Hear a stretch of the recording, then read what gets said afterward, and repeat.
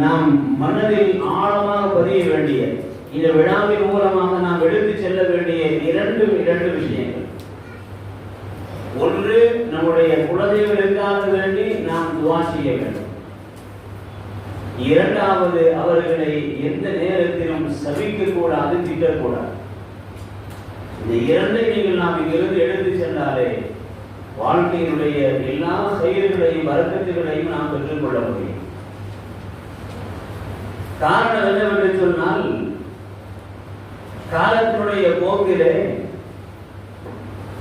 ஒரு பக்கம் செல்போன், ஒரு பக்கம் தொலைபேசி, ஒரு பக்கம் சமூகத்தினுடைய பண்பாடு செயல்பாடுகள் எல்லாம் இஸ்லாத்தினுடைய கொள்கையிலிருந்து, ஷரீஅத்திலிருந்து, பண்பாட்டிலிருந்து அவர்களை வேறு பக்கம் இழுத்து செல்லக்கூடிய செயல்பாடுகள் எல்லா இடங்களிலும் அது நடைபெற்றுக் கொண்டிருக்கின்றன. அவைகளில் இருந்தெல்லாம் நம்முடைய குழந்தைகளை நாம் பாதுகாக்க வேண்டுமையானால் அல்லாஹ்விடத்தில் நாம் குழந்தைகளுக்காக வேண்டி செய்ய வேண்டிய முதல் காரியம் அல்லாஹ்விடத்தில் நாம் துஆ செய்ய வேண்டும். அல்லாஹ் அல்-குர்ஆன் ஷரீஃபிலே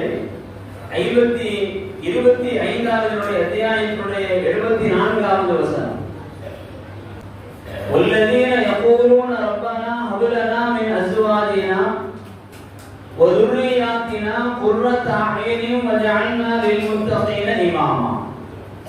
இந்த ஒரு ஆயத் நீங்கள் மனனம் செய்து கொண்டு அல்லாஹ்விடத்தில் நீங்கள் துஆ செய்கின்ற பொழுது உங்களுடைய குழந்தைகளுக்காக வேண்டி, உங்களுடைய குடும்பத்திற்காக வேண்டி துஆ செய்த அத்துணை நற்பலன்களையும் அல்லாஹ் இதிலே உள்ளடக்கி வைத்திருக்கிறார்.